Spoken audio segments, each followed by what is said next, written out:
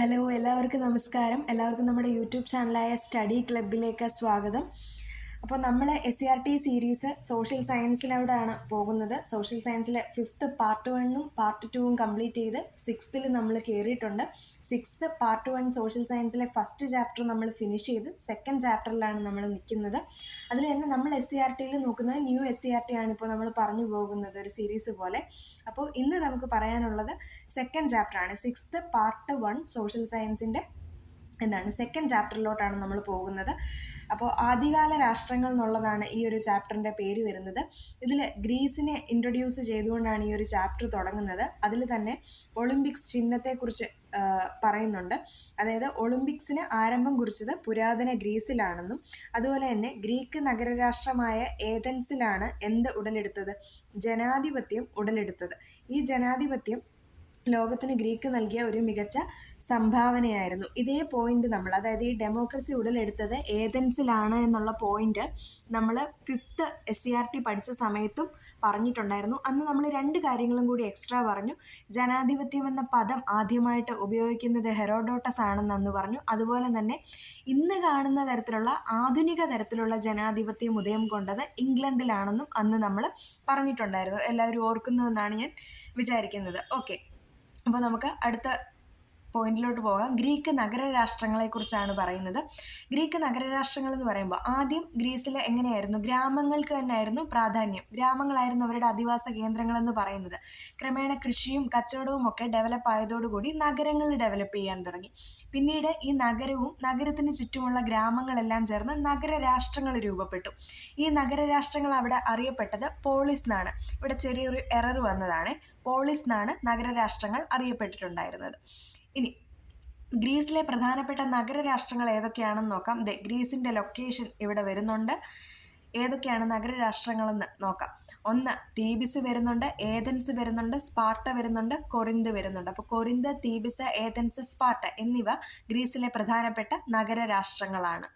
Okay, ഇനി നമുക്ക് ഏഥൻസിൻ്റെ പോയിന്റ്സിലോട്ട് പോകാം. ഏഥൻസ് എന്ന് പറയുമ്പോൾ നമ്മൾ മുമ്പേ പറഞ്ഞ പോലെ ജനാധിപത്യത്തിൻ്റെ ആദ്യ രൂപം ഉടലെടുത്തത് ഗ്രീക്ക് നഗരരാഷ്ട്രമായ ഏഥൻസിലാണ്. ഓക്കെ, ഏഥൻസിലെ പൗരത്വത്തെക്കുറിച്ച് കൂടി ഇനി നോക്കാം. ഏഥൻസിലെ എല്ലാവർക്കും പൗരത്വം കിട്ടിയിരുന്നോ എന്ന് ചോദിച്ചാൽ ഇല്ലെന്നാണ് കേട്ടോ. ഏഥൻസിലെ എല്ലാവരെയും പൗരരായി പരിഗണിച്ചിരുന്നില്ല. കാരണം ഒരു വ്യക്തിക്ക് പൗരത്വ പദവി ലഭിക്കണമെന്നുണ്ടെങ്കിൽ അവിടെ ചില ക്രൈറ്റീരിയാസ് ഉണ്ട്. അതിലൊന്നെന്ന് പറയുന്നത് സ്വതന്ത്രനായ പുരുഷനായിരിക്കണം, മറ്റൊന്ന് രക്ഷാകർത്താക്കൾ ഏഥൻസുകാരായിരിക്കണം എന്നീ നിബന്ധനകളുണ്ട്. ഇത് മീറ്റ് ചെയ്യുന്നവർക്ക് മാത്രമായിരിക്കും ഏഥൻസിലെ പൗരത്വം നൽകുക.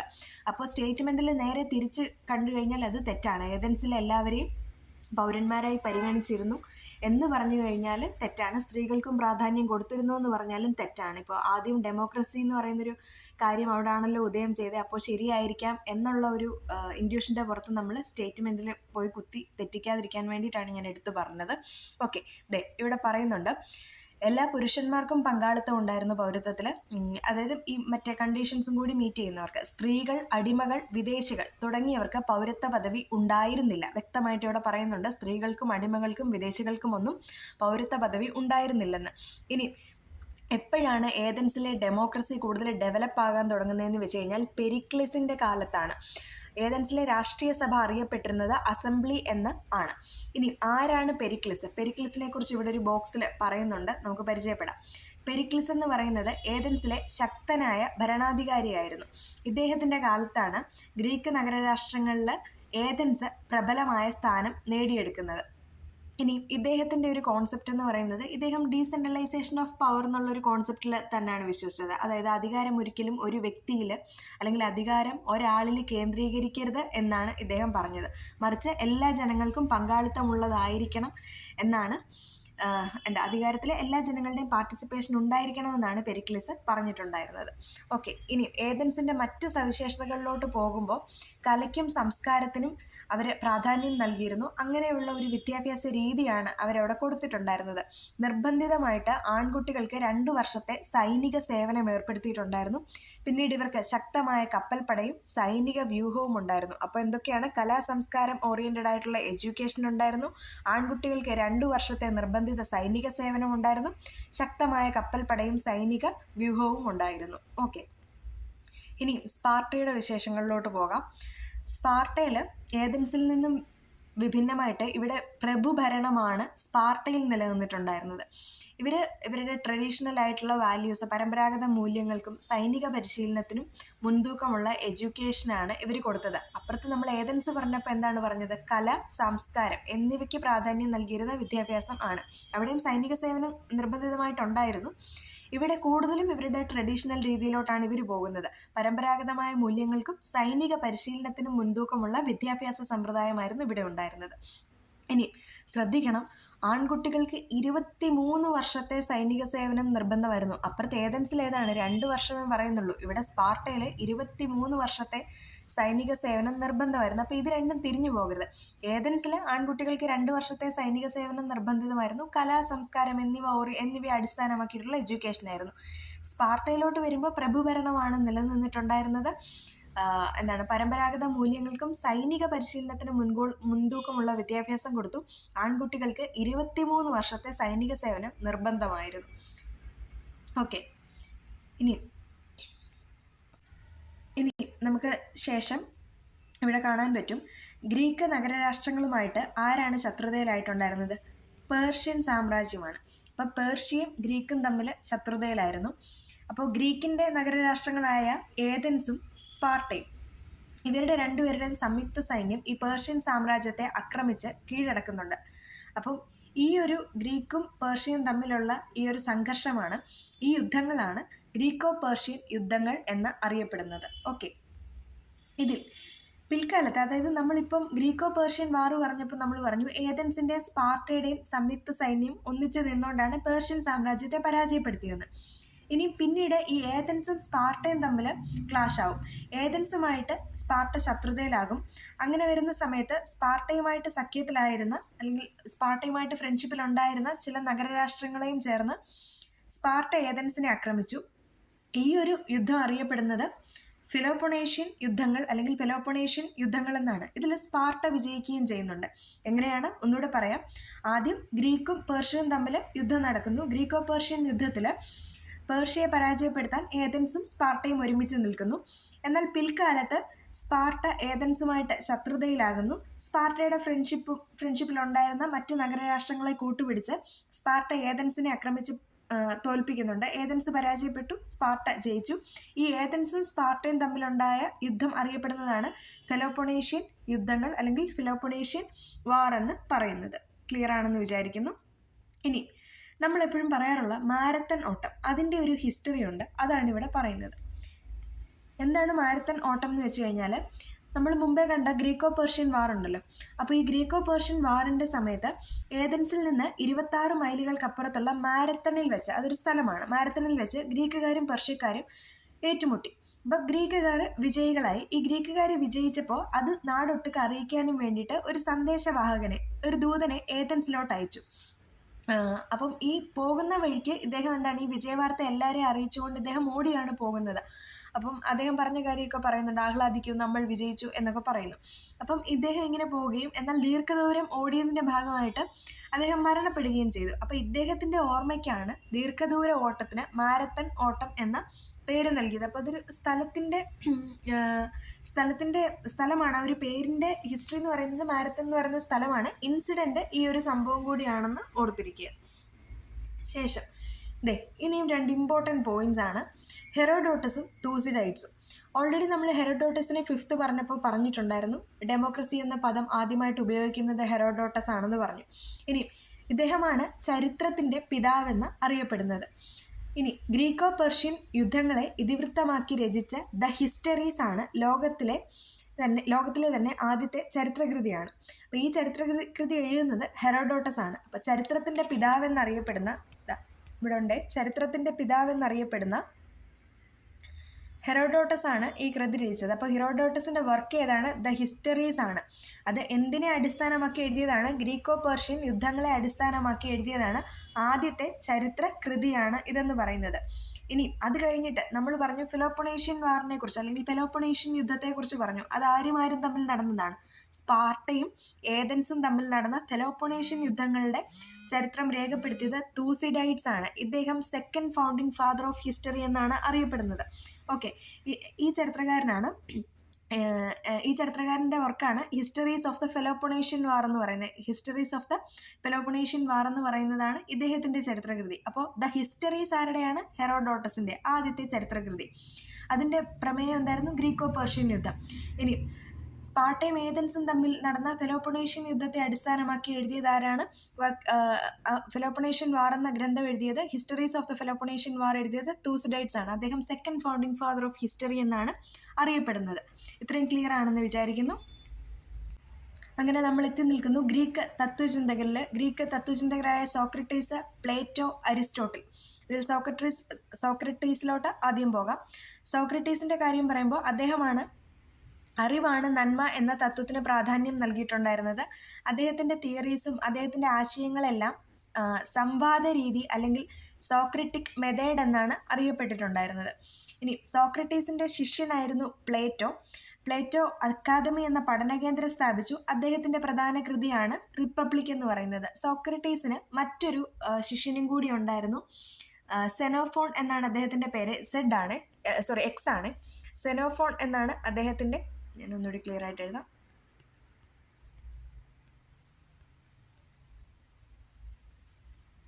സെനോഫോൺ എന്നാണ് അദ്ദേഹത്തിൻ്റെ പേര്. അപ്പം അദ്ദേഹവും സോക്രട്ടീസിൻ്റെ ശിഷ്യനാണെന്നൊന്ന് ഓർത്തിരിക്കുക. ഇനി ശേഷം നമ്മൾ എത്തുന്നു അരിസ്റ്റോട്ടിലിലോട്ട്. അരിസ്റ്റോട്ടിൽ എന്ന് പറയുമ്പോൾ പ്ലേറ്റോയുടെ, അതായത് നമ്മൾ പറഞ്ഞു പ്ലേറ്റോ അക്കാദമി എന്നൊരു പഠനകേന്ദ്രം സ്ഥാപിച്ചു എന്ന് നമ്മളിവിടെ കണ്ടു. അപ്പം ഈ അക്കാദമിയിൽ വിദ്യാർത്ഥിയായിരുന്നു അരിസ്റ്റോട്ടിൽ എന്ന് പറയുന്നത്. അപ്പോൾ പ്ലേറ്റോയുടെ ശിഷ്യനാണ്. അപ്പം ലൈസിയം എന്ന പഠനകേന്ദ്രം സ്ഥാപിച്ചത് അരിസ്റ്റോട്ടിലാണ്. അക്കാദമി ആരുടെയാണ്? പ്ലേറ്റോയുടെ. ലൈസിയം ആരുടെയാണ്? അരിസ്റ്റോട്ടിലിൻ്റെ. പൊളിറ്റിക്സ് എന്ന ഗ്രന്ഥത്തിൻ്റെ രചയിതാവാണ് അരിസ്റ്റോട്ടിൽ. അപ്പോൾ പൊളിറ്റിക്സ് എന്ന ഗ്രന്ഥത്തിൻ്റെ രചയിതാവാണ് അരിസ്റ്റോട്ടിൽ. റിപ്പബ്ലിക് എന്ന ഗ്രന്ഥത്തിൻ്റെ രചയിതാവാണ് പ്ലേറ്റോ. ഇനി സോക്രട്ടീസിൻ്റെ ശിഷ്യനാണ് പ്ലേറ്റോ. പ്ലേറ്റോയുടെ അക്കാദമി എന്ന പഠനകേന്ദ്രത്തിൽ പഠിച്ചത് അരിസ്റ്റോട്ടിലാണ്. ഓക്കെ, ഇനി പുരാതന ഗ്രീക്ക് സംസ്കാരത്തെക്കുറിച്ച് നമുക്ക് വിവരങ്ങൾ ലഭിക്കുന്നത് എവിടെ നിന്നാണെന്ന് ചോദിച്ചാൽ ഹോമറിൻ്റെ ഇതിഹാസ കാവ്യങ്ങളായ ഇലീഡ്, ഒഡീസി എന്നിവയിൽ നിന്നാണ്. എപ്പിക്സ് ആണ്. ഇലീഡിൽ നിന്നും ഒഡീസിയിൽ നിന്നുമാണ്. ഇലീഡും ഒഡീസിയും പറഞ്ഞപ്പോൾ ഓർത്തത് കൊണ്ട് പറയുകയാണ്. അതായത് നമ്മുടെ തമിഴ് ഇലീഡ് എന്നറിയപ്പെടുന്നത് എന്താണ്? ഏത് കൃതിയാണ്? നമ്മുടെ ചിലപ്പതികാരമാണ് കേട്ടോ. നമ്മുടെ ചിലപ്പതികാരമാണ് തമിഴ് ഇലീഡ് എന്ന് അറിയപ്പെടുന്നത്. ചിലപ്പതികാരമാണ്. തമിഴ് ഒഡീസി എന്നറിയപ്പെടുന്നത് മണിമേഖലയാണ്. ഓക്കെ, ഇനി ഇവിടെ ഇലീഡ് എന്ന് പറയുന്ന ഗ്രന്ഥത്തിൻ്റെ ഒരു പ്രമേയത്തെക്കുറിച്ച് പറയുന്നുണ്ട്. അതായത് ഇതിൻ്റെ പ്രമേയം എന്ന് പറയുന്നത്, അല്ലെങ്കിൽ ഗ്രീക്കുകാർ ട്രോയ് നഗരത്തിന് നേരെ നടത്തിയ യുദ്ധത്തിൻ്റെ കഥയാണ് ഇലീഡ് എന്ന് പറയുന്നത്. ഗ്രീക്കുകാർ ട്രോയ് നഗരത്തിന് നേരെ നടത്തിയ യുദ്ധത്തിൻ്റെ കഥയാണ് ഇലീഡ്. അപ്പം അതേതാണ്? ഇലീഡാണ്. ഒഡീസി അല്ല, ഇലീഡാണ്. ഇനിയും ഇതിൽ ഗ്രീക്കുകാർ വിജയിക്കുകയാണ് കേട്ടോ. അത് വേണമെന്നുണ്ടെങ്കിൽ നിങ്ങൾക്കൊന്ന് പോസ് ചെയ്തിട്ട് വായിച്ചു നോക്കാം. ശേഷം നമ്മൾ പേർഷ്യൻ സാമ്രാജ്യത്തിലോട്ട് വരികയാണ്. പേർഷ്യൻ സാമ്രാജ്യം എന്ന് പറയുമ്പോൾ ഇറാൻ എന്ന് പറയുന്നത് പേർഷ്യൻ സാംസ്കാരിക പൈതൃകം ഉൾക്കൊള്ളുന്നതാണ്. അക്കാലത്ത് നിലനിന്നിരുന്ന സാമ്രാജ്യങ്ങളിൽ ഏറ്റവും പ്രധാനപ്പെട്ടതായിരുന്നു പേർഷ്യൻ സാമ്രാജ്യം എന്ന് പറയുന്നത്. ഇനിയും പേർഷ്യൻ സാമ്രാജ്യത്തിൻ്റെ തലസ്ഥാനം അറിയപ്പെട്ടിട്ടുണ്ടായിരുന്നത് പെർസെപോളിസ് എന്നാണ്. എന്താണ്? പെർസെപോളിസ് എന്നാണ്. ഇവിടെ ഉണ്ട്.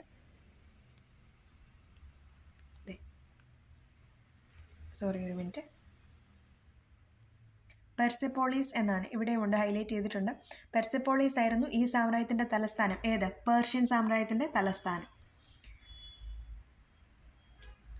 പേർഷ്യൻ സാമ്രാജ്യത്തിൻ്റെ പ്രമുഖരായ ഭരണാധികാരികളായിരുന്നു സൈറസ്, ഡാരിസ് ഒന്നാമനാണ്, സെർക്സിസ്. അപ്പം സൈറസും ഡാരിസ് ഒന്നാമനും സെർക്സിസും എവിടുത്തെ ഭരണാധികാരികളാണ്? പേർഷ്യൻ സാമ്രാജ്യത്തിലെ പ്രമുഖരായ ഭരണാധികാരികളാണ്. എങ്ങനെയാണ് പേർഷ്യൻ ഭരണ സംവിധാനം എന്ന് നമുക്ക് നോക്കാം. ഭരണ സൗകര്യത്തിനായിട്ട് വിശാലമായിട്ടുണ്ടായിരുന്ന ഈ ഒരു സാമ്രാജ്യത്തെ നിരവധി സത്രപി അല്ലെങ്കിൽ പ്രൊവിൻസുകളായിട്ട് വിഭജിച്ചു. എന്തായിട്ട് വിഭജിച്ചു? സത്രപികളായിട്ട് വിഭജിച്ചു. സത്രബ് എന്നറിയപ്പെട്ടിരുന്ന ഗവർണർമാരുടെ കീഴിലായിരുന്നു ഈ സത്രപികൾ. സത്രബിൻ്റെ കീഴിലായിരുന്നു സത്രപികൾ അല്ലെങ്കിൽ പ്രവിശ്യകൾ എന്ന് പറയുന്നത്. സത്രപ്മാർ എന്ന് പറയുന്നത് രാജാവിൻ്റെ നിയമങ്ങൾ, നികുതി സമ്പ്രദായങ്ങൾ എന്നിവയൊക്കെ നടപ്പിലാക്കിയിട്ടുണ്ടായിരുന്നത് സത്രപാണ്. അപ്പോൾ വിശാലമായ സാമ്രാജ്യത്തെ പല പ്രവിശ്യകൾ അല്ലെങ്കിൽ നിരവധി സത്രപികളായിട്ട് വിഭജിച്ചു. ആരാണ് സത്രപിയുടെ ചുമതലകൾ അല്ലെങ്കിൽ ആരുടെ കീഴിലായിരുന്നു? സത്രപിൻ്റെ കീഴിലായിരുന്നു. സത്രപുമാർ എന്താണ് ചെയ്തിട്ടുണ്ടായിരുന്നത്? രാജാവ് പറയുന്ന നിയമങ്ങളും നികുതി സമ്പ്രദായങ്ങളും ഒക്കെ നടപ്പിലാക്കുകയാണ് ചെയ്തിട്ടുണ്ടായിരുന്നത്. ഇനിയും സരതുഷ്ട്ര ദർശനം എന്ന് പറയുന്നത് അത് പേർഷ്യയിൽ ഉദയം കൊണ്ട ഒരു ദർശനമാണ്. സരതുഷ്ട്ര ദർശനം എന്ന് പറയുന്നത് സ്ഥാപകൻ എന്ന് പറയുന്നത് സരതുഷ്ട്രയാണ്. ഇവരുടെ ഒരു സുപ്രീം ഗോഡ് എന്ന് പറയുന്നത് അഹുർമസ്ദയാണ്. അത് അഹുർമസ്ദ എന്ന ഏകദൈവ വിശ്വാസത്തിലാണ് ഇവർ പൊയ്ക്കൊണ്ടിരുന്നത്. ഇനി സെൻറ്റവസ്ഥയായിരുന്നു ഇവരുടെ മതഗ്രന്ഥം എന്ന് പറയുന്നത്. നമ്മൾ പറഞ്ഞല്ലോ സരതുഷ്ട്രയാണ് ഇതിൻ്റെ സ്ഥാപകൻ എന്ന് പറയുന്നത്. അദ്ദേഹം 20-ാം വയസ്സിൽ വീട് വിട്ട് പോവുകയും അദ്ദേഹത്തിന് 30-ാമത്തെ വയസ്സിലാണ് കൈവല്യം ലഭിക്കുകയും ഒക്കെ ചെയ്യുന്നത്. ആ ഒരു കാര്യം കൂടെ ഓർത്തിരിക്കുക. ശേഷം നമ്മൾ പോകുന്നു റോമാ സാമ്രാജ്യത്തിലോട്ട്. ഇവിടെ ഒരു വിവരണം പോലെ കൊടുത്തേക്കാണ്. അതിൽ നിന്ന് നമുക്ക് ആവശ്യമുള്ള പോയിന്റ് നമുക്ക് എടുക്കാം. ഇതിൽ പറയുന്നത് പാശ്ചാത്യ നാഗരികതയുടെ ജന്മസ്ഥലമാണ് റോമാ നഗരം എന്ന് പറയുന്നത്. അപ്പോൾ പാശ്ചാത്യ നാഗരികതയുടെ ജന്മസ്ഥലമായാണ് റോമാ നഗരത്തെ കണക്കാക്കുന്നത്. ഒരു പ്രയോഗം തന്നെയുണ്ട്, എല്ലാ പാതകളും റോമിലേക്ക് എന്നുള്ളത്. അത് ഈ ഒരു സാമ്രാജ്യത്തിൻ്റെ ഇമ്പോർട്ടൻസിനെ സൂചിപ്പിക്കുകയാണ്. അപ്പോൾ അത്രത്തോളം ഇമ്പോർട്ടൻ്റ് ആയിട്ടുള്ള ഒന്നാണ്. എല്ലാ പാതകളും റോമിലേക്കാണ് എല്ലാം വരുന്നത് എന്നുള്ള തരത്തിൽ. അപ്പോൾ അത് എന്താണ്? റോമാ നഗരത്തിൻ്റെ ആ ഒരു ഇമ്പോർട്ടൻസിനെയാണ് സൂചിപ്പിക്കുന്നത്. ഇനിയും ആദ്യകാലത്ത് റോമിൽ എന്തായിരുന്നു? രാജഭരണമായിരുന്നു നിലനിന്നിട്ടുണ്ടായിരുന്നത്. പിന്നീട് ക്രമേണ കലാപങ്ങൾ ഉയർന്നു വരികയും ഒക്കെ ചെയ്തു രാജഭരണത്തിനെതിരെ. അങ്ങനെയായപ്പോൾ BC 6-ാം നൂറ്റാണ്ടിലെത്തിയപ്പോൾ രാജഭരണം അവസാനിക്കുകയും തുടർന്ന് റിപ്പബ്ലിക് എന്ന പുതിയൊരു ഭരണ സംവിധാനം റോമിൽ നിലവിൽ വരികയും ചെയ്തു. പുരാതന റോമിൻ്റെ ചരിത്രത്തിലെ പ്രധാന വഴിത്തിരിവായിരുന്നു റിപ്പബ്ലിക്കിൻ്റെ ഉദയം എന്ന് പറയുന്നത്. അപ്പോൾ ഇത്രയേ ഉള്ളൂ. ചുരുക്കി പറഞ്ഞാൽ പാശ്ചാത്യ നാഗരികതയുടെ ജന്മസ്ഥലമാണ്. അതുപോലെ തന്നെ ആദ്യം രാജഭരണമായിരുന്നു. BC 6-ാം നൂറ്റാണ്ടിൽ രാജഭരണം അവസാനിക്കുന്നു. തുടർന്ന് റിപ്പബ്ലിക്കൻ ഭരണം നിലവിൽ വരുന്നു. ഇനിയും ഇവിടെ അതിൻ്റെ ഒരു ഡീറ്റെയിലിംഗ് ഉണ്ട്. റിപ്പബ്ലിക്കൻ ഭരണ സംവിധാനത്തിൽ രാജാവിന് പകരം ആരാണ്? നമ്മൾ പറഞ്ഞു രാജഭരണം മാറിയെന്ന് പറഞ്ഞു. രാജാവിന് പകരം കോൺസൽ എന്നറിയപ്പെട്ടിരുന്ന തിരഞ്ഞെടുക്കപ്പെട്ട ഉദ്യോഗസ്ഥരായിരുന്നു ഭരണത്തിൻ്റെ ചുമതല. അപ്പോൾ ആർക്കാണ്? കോൺസൽ എന്നറിയപ്പെട്ട തിരഞ്ഞെടുക്കപ്പെട്ട ഉദ്യോഗസ്ഥർക്കാണ് ഭരണത്തിൻ്റെ ചുമതല. BC 1-ാം നൂറ്റാണ്ടിൽ റോമൻ റിപ്പബ്ലിക്കിൻ്റെ കോൺസൽ പദവി വഹിച്ചിരുന്ന ജൂലിയസ് സീസർ റിപ്പബ്ലിക്കിൻ്റെ ഭരണരീതി അവസാനിപ്പിച്ച് ഏകാധിപതിയായി അധികാരം കൈയടക്കി. അതായത് രാജാധികാരത്തിന് പകരം റിപ്പബ്ലിക്കൻ ഭരണം വരുന്നു. അവിടെ രാജാവിന് പകരം കോൺസൽ എന്നറിയപ്പെട്ട തിരഞ്ഞെടുക്കുന്ന ഉദ്യോഗസ്ഥരായിരുന്നു. BC 1-ാം നൂറ്റാണ്ടായപ്പോഴത്തേക്കും റോമൻ റിപ്പബ്ലിക്കിൻ്റെ കോൺസൽ പദവി വഹിച്ചിട്ടുണ്ടായിരുന്ന ജൂലിയസ് സീസർ റിപ്പബ്ലിക്കൻ ഭരണരീതി അവസാനിപ്പിച്ച് വീണ്ടും ഏകാധിപതിയായിട്ട് അധികാരം കൈയടക്കി. ഇനി അഗസ്റ്റസിൻ്റെ ഭരണകാലത്താണ് റോമൻ റിപ്പബ്ലിക്ക് പൂർണ്ണമായിട്ടും റോമാ സാമ്രാജ്യമായിട്ട് എംപയറായിട്ട് മാറുന്നത്. ഇതോടെ പിന്നെയും ചക്രവർത്തി എന്ന് പറയുന്നത് പരമോന്നത ഭരണാധികാരിയായിട്ട് മാറുകയാണ് ചെയ്തത്. ഓക്കെ, BC 6-ാം നൂറ്റാണ്ടിൽ റിപ്പബ്ലിക്കൻ ഭരണം രാജഭരണം അവസാനിച്ച് റിപ്പബ്ലിക്കൻ ഭരണം വരുന്നു. അതിൻ്റെ അധികാരിയായിട്ട് കോൺസൽ എന്ന തെരഞ്ഞെടുക്കപ്പെട്ട ഉദ്യോഗസ്ഥൻ വരുന്നു. ജൂലിയസ് സീസർ വരുന്നു. ജൂലിയസ് സീസർ റിപ്പബ്ലിക്കൻ ഭരണരീതി അവസാനിപ്പിച്ച് ഏകാധിപതിയാകുന്നു. അഗസ്റ്റസിൻ്റെ ഭരണകാലമായപ്പോഴത്തേക്ക് റോം കംപ്ലീറ്റ് ആയിട്ട് പൂർണ്ണമായിട്ടും റോമ സാമ്രാജ്യമായിട്ട് മാറി. അതോടെ ചക്രവർത്തി പരമോന്നത ഭരണാധികാരിയായിട്ട് മാറുകയും ചെയ്തു.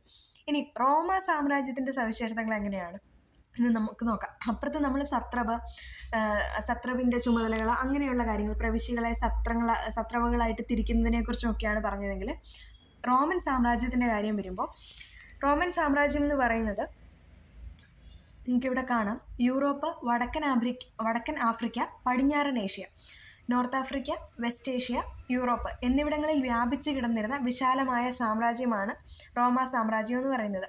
റോമാ സാമ്രാജ്യത്തിൽ ചക്രവർത്തിമാർ അറിയപ്പെട്ടിരുന്നത് പ്രിൻസെപ്പ് എന്നാണ്. ശ്രദ്ധിക്കണം, പ്രിൻസെപ്പ് എന്നറിയപ്പെട്ടിരുന്നത് റോമ ചക്രവർത്തിമാരാണ്. മലയാളത്തിൽ പ്രഥമ പൗരൻ എന്നാണ് പറയുന്നത്. ഇനി പ്രിൻസെപ്പ് ഹെഡായിട്ട് വരുന്ന റോമൻ ഭരണ സംവിധാനം അല്ലെങ്കിൽ പ്രിൻസിപ്പ് തലവനായി വരുന്ന റോമൻ ഭരണ സംവിധാനം പ്രിൻസിപ്പേറ്റ് എന്നറിയപ്പെട്ടു. അഗസ്റ്റസ് ആണ് പ്രിൻസിപ്പേറ്റ് ഭരണ സംവിധാനം സ്ഥാപിച്ചത്. നമ്മൾ പറഞ്ഞു അഗസ്റ്റസിന്റെ കാലത്താണ് കംപ്ലീറ്റ് ആയിട്ട് റോമൻ എംപയർ എന്നുള്ള നിലയിലോട്ട് മാറിയതും ചക്രവർത്തി ഭരണകേന്ദ്രത്തിൽ എത്തുകയും ചെയ്യുന്നത്, ചക്രവർത്തിയാണ് ഭരണത്തിന്റെ കേന്ദ്രമായിട്ട് മാറുകയും ചെയ്യുന്നതെന്ന് നമ്മൾ പറഞ്ഞു. ഇനിയും ഇവിടെ ഈ റോമ സാമ്രാജ്യത്തിൽ വേതനം കൈപ്പറ്റി സേവനം ചെയ്യുന്ന ശക്തമായ സൈന്യവും ഉണ്ടായിരുന്നു. അപ്പോൾ എവിടൊക്കെയായിട്ടാണ് റോമ സാമ്രാജ്യം വ്യാപിച്ച് കിടന്നിരുന്നത്? West Asia, north Africa, Europe എന്നിവിടങ്ങളിൽ.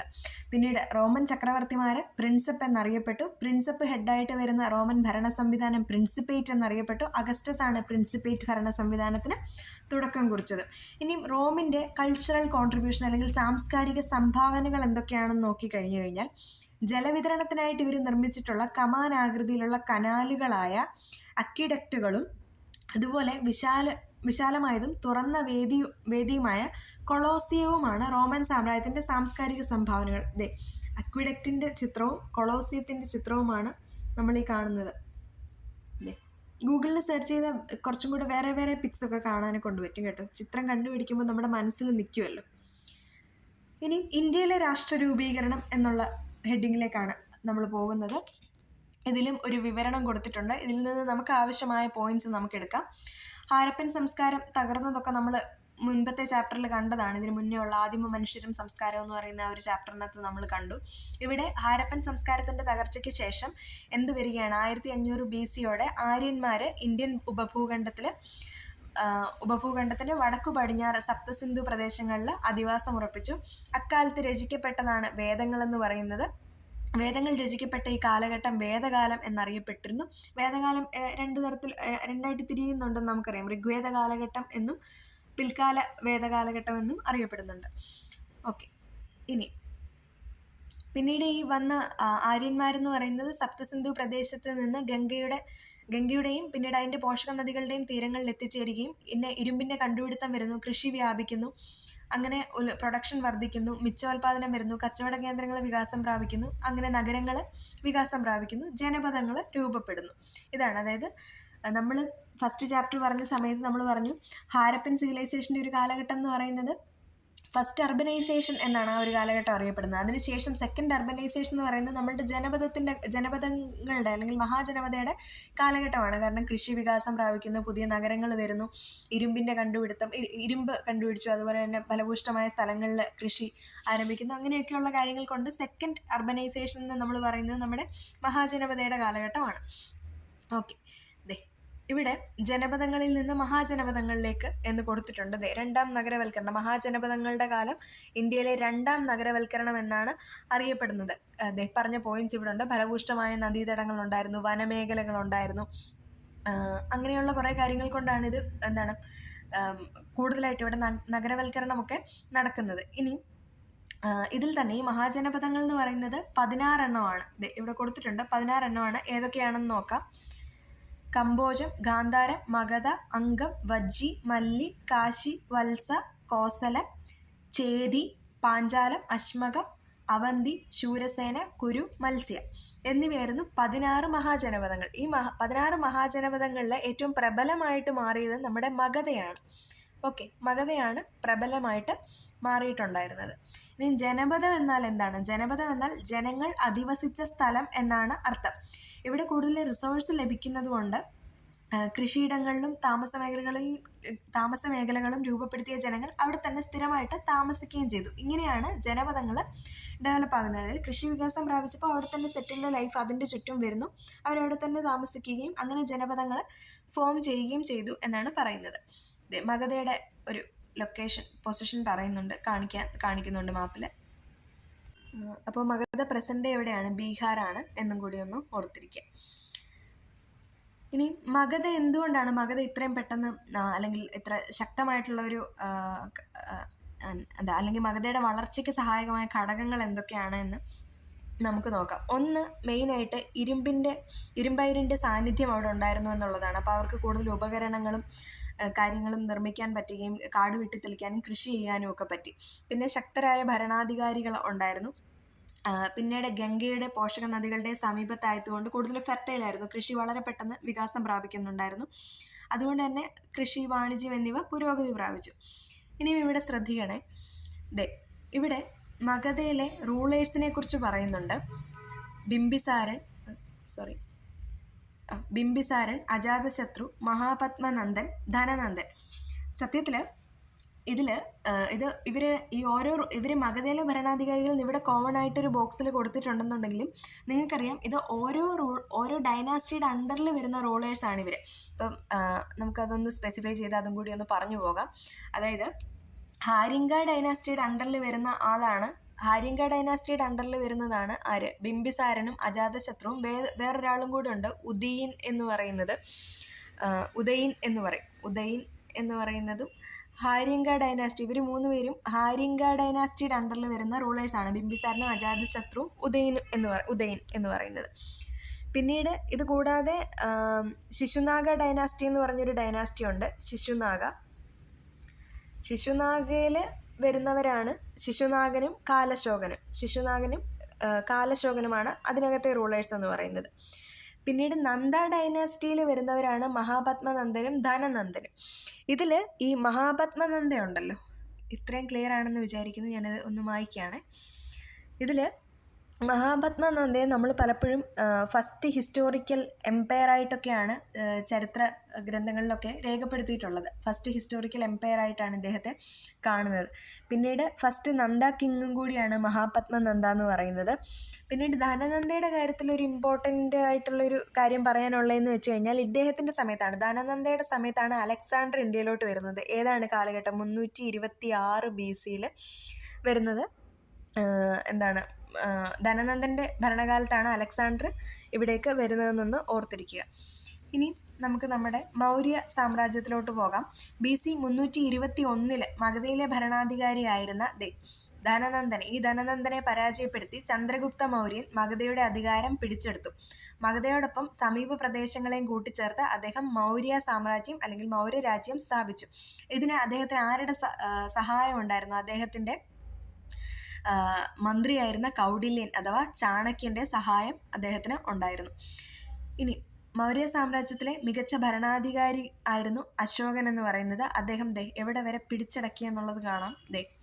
ഇങ്ങ് താഴെ വരെ, കലിംഗയും കഴിഞ്ഞ് ഇങ്ങോട്ടേക്ക് അദ്ദേഹം പിടിച്ചടക്കുന്നുണ്ടായിരുന്നു. കലിംഗ യുദ്ധത്തോടു കൂടിയാണ് അദ്ദേഹം മാനസാന്തരപ്പെട്ട് യുദ്ധമൊക്കെ അവസാനിപ്പിക്കുന്നതെന്ന് പറഞ്ഞു. പക്ഷെ പിടിച്ചടക്കാനുള്ള മുക്കാലും പിടിച്ചടക്കിയിട്ടുണ്ടായിരുന്നു. ഇനി കൗടില്യൻ്റെ അർത്ഥശാസ്ത്രത്തിലോട്ട് പോകാം. കൗടില്യൻ്റെ ആണ് അർത്ഥശാസ്ത്രം. മൗര്യ സാമ്രാജ്യത്തെക്കുറിച്ച് നമുക്ക് വിവരങ്ങൾ ലഭിക്കുന്നത് ഇദ്ദേഹത്തിൻ്റെ അർത്ഥശാസ്ത്രത്തിൽ നിന്നാണ്. ഇതിൽ രാജാവ് ഭരണം നടത്തേണ്ടത് എങ്ങനെയാണെന്നും രാജ്യത്തിൻ്റെ വിസ്തൃതി എങ്ങനെ വർദ്ധിപ്പിക്കണമെന്നും ഈ കൃതിയിൽ പറയുന്നുണ്ട്.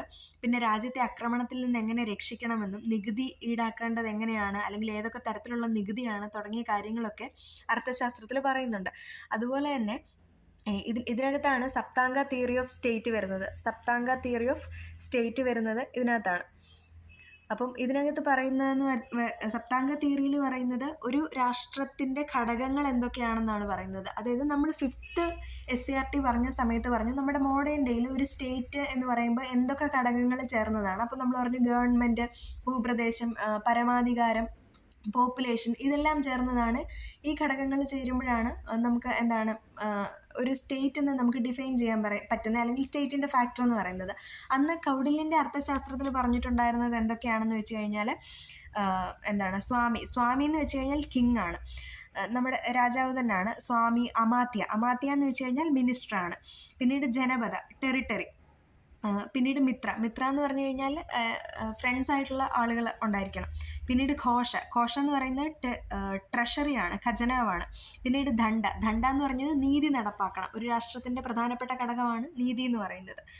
പിന്നെ ദുർഗ, ഫോർട്ടിഫൈഡ് ആയിരിക്കണം, കോട്ടകൾ ഉണ്ടായിരിക്കണം ഒരു രാഷ്ട്രത്തിന്. അപ്പം ഇത്രയും കാര്യങ്ങളാണ് ഒരു രാഷ്ട്രത്തിൻ്റെ ഘടകങ്ങളായിട്ട് സപ്താംഗ തിയറി ഓഫ് സ്റ്റേറ്റിൽ അല്ലെങ്കിൽ കൗടില്യൻ പറഞ്ഞിട്ടുണ്ടായിരുന്നത്. സ്വാമി, അമാത്യ, ദണ്ഡ, ഘോഷ, മിത്ര, ജനപദ എന്നീ കാര്യങ്ങളാണ് ഒരു രാഷ്ട്രത്തിന് വേണ്ടതെന്ന് പറഞ്ഞിട്ടുണ്ടായിരുന്നു.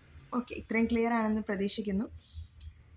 ഇനിയും പ്രാചീന ഇന്ത്യയിലെ ദർശനങ്ങളിലേക്ക് പോവുകയാണ്. നമ്മുടെ ബുദ്ധമതം, ജൈനമതം തുടങ്ങിയ കാര്യങ്ങളാണ്. അതിൽ ജൈനമതത്തെക്കുറിച്ച് പറയുമ്പോൾ ജൈനമതം ബുദ്ധമതമൊക്കെ വരുന്ന ഒരു കാലഘട്ടം എന്ന് പറയുന്നത് BC 6-ാം നൂറ്റാണ്ടിലാണ്. ഇന്ത്യയിൽ രൂപം കൊണ്ട ദർശനമാണ് ജൈനമതം എന്ന് പറയുന്നത്. ജൈനമതം പ്രചരിപ്പിച്ചത് വർദ്ധമാന മഹാവീരനാണ്. ജൈനമതത്തിലെ 24ാമത്തെ തീർത്ഥങ്കരനായിരുന്നു വർദ്ധമാന മഹാവീരൻ. ഇനി തീർത്ഥങ്കരൻ എന്ന് വെച്ചാൽ എന്താണ്? സന്യാസത്തിലൂടെ ജ്ഞാനം നേടിയവർ എന്നാണ് തീർത്ഥങ്കരർ എന്ന വാക്കിൻ്റെ അർത്ഥം. ജൈനമത വിശ്വാസപ്രകാരം 24 തീർത്ഥങ്കരരുണ്ടായിരുന്നു. അതിൽ 24ാമത്തേതാണ് നമ്മൾ പറയുന്ന വർദ്ധമാന മഹാവീരൻ എന്ന് പറയുന്നത്. ഇനിയും ലൗകിക സുഖങ്ങളെ കീഴടക്കിയവൻ എന്ന അർത്ഥം വരുന്ന ജിനൻ എന്നും അദ്ദേഹം അറിയപ്പെട്ടു. അപ്പോൾ വർദ്ധമാന മഹാവീരനാണ് ജിനൻ എന്നറിയപ്പെട്ടത്. അദ്ദേഹമാണ് 24ാമത്തെ തീർത്ഥാങ്കരൻ എന്നും പറയുന്നത്. ഇതിൽ ഫസ്റ്റ് തീർത്ഥാങ്കര ആരാണെന്ന് ചോദിച്ചാൽ ഋഷഭദേവയാണ് കേട്ടോ. ഋഷഭദേവയാണ് ഫസ്റ്റ് തീർത്ഥാങ്കര എന്ന് പറയുന്നത്. പിന്നെ 23rd തീർത്ഥാങ്കര ആരാണ്? ഇത് ഫസ്റ്റ് ആണ് ഋഷഭദേവ എന്ന് പറയുന്നത്. 23rd തീർത്ഥാങ്കര എന്ന് പറയുന്നത് പാർശ്വനാഥയാണ്.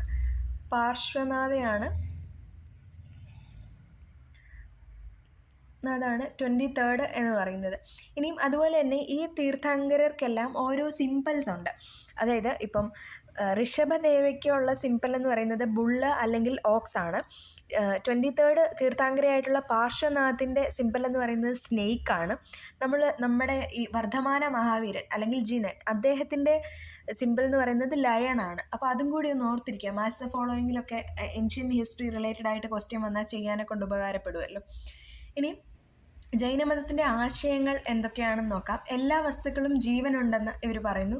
ജീവനുള്ള ഒന്നിനെയും ഉപദ്രവിക്കരുതെന്ന് പറയുന്നു. കളവ് പറയരുത്, മോഷ്ടിക്കരുതെന്ന് പറയുന്നു. പിന്നീട് ഇവരുടെ ത്രിരത്നങ്ങൾ എന്ന തിയറി, ത്രിരത്നങ്ങൾ അതായത് ശരിയായിട്ടുള്ള വിശ്വാസം, ശരിയായ അറിവ്, ശരിയായ പ്രവൃത്തി. അപ്പോൾ ചിലപ്പം എന്തൊക്കെയാണ് ത്രിരത്നങ്ങൾ താഴെ തന്നിട്ടുള്ളതിൽ ത്രിരത്നങ്ങളിൽ പെടാത്തത് ഏതാണെന്ന് ചോദിക്കാം. അങ്ങനെയുള്ളൊരു സാധ്യതയുണ്ട്. അപ്പോൾ നമ്മളതുകൊണ്ട് കൃത്യമായിട്ട് പഠിക്കുക. ശരിയായ വിശ്വാസം, ശരിയായ അറിവ്, ശരിയായ പ്രവൃത്തി എന്നിവയാണ് ത്രിരത്നങ്ങളെന്ന് പറയുന്നത്. ഇവരുടെ കാര്യങ്ങളൊക്കെ നമുക്കറിയാമല്ലോ. അതായത് ഇവർ വെള്ളം പോലും അരിച്ചാണ് കുടിച്ചിട്ടുണ്ടായിരുന്നത്. കൃഷിയെ പോലും പ്രൊമോട്ട് ചെയ്തിട്ടുണ്ടായിരുന്നില്ല. കാരണം അതിലെ മണ്ണിലുള്ള ജീവനുകളെയൊക്കെ അത് ദോഷമായിട്ട് ബാധിക്കും എന്നുള്ളത് കൊണ്ട്. അപ്പോൾ അതുകൊണ്ട് തന്നെ അത് ഒരു റിജിഡിറ്റിയും ഈ ജൈനമതത്തിൻ്റെ തകർച്ചയ്ക്കുള്ള കാരണങ്ങളിലൊന്നായിട്ട് ചരിത്രകാർ പറയുന്നുണ്ട്. ഇനി ബുദ്ധമതം എന്ന് പറയുന്നത് എന്താണ്? ഗൗതമ ബുദ്ധനാണ് ബുദ്ധമതം സ്ഥാപിച്ചത്. സിദ്ധാർത്ഥൻ എന്നായിരുന്നു അദ്ദേഹത്തിൻ്റെ യഥാർത്ഥ പേര്. ബീഹാറിലെ ബോധ്ഗയയിൽ വെച്ചാണ് അദ്ദേഹത്തിന് എൻലൈറ്റൻമെൻറ്റ് അല്ലെങ്കിൽ ജ്ഞാനോദയം ലഭിക്കുന്നത്. അദ്ദേഹത്തിൻ്റെ ആശയങ്ങളെന്ന് പറയുന്നതും ഇതുപോലെ കളവ് പറയാതിരിക്കുക, സത്യസന്ധത പുലർത്തുക, ഹിംസിക്കാതിരിക്കുക, അന്യരുടെ സ്വത്ത് ആഗ്രഹിക്കാതിരിക്കുക തുടങ്ങിയവയാണ്. ഒരുപാട് ഡീറ്റെയിൽസ് ഉണ്ട് ബുദ്ധ ജൈന മതങ്ങളെക്കുറിച്ചൊക്കെ നമുക്ക് പറയാൻ. പക്ഷെ അത് പറഞ്ഞു തുടങ്ങിയാൽ ഇവിടെ തീരില്ല. ഓക്കെ, ഇനിയും ചാർവാക ദർശനം എന്ന് പറഞ്ഞിട്ടൊരു ദർശനം കൂടി ഇന്ത്യയിൽ നിലനിന്നിട്ടുണ്ടായിരുന്നു.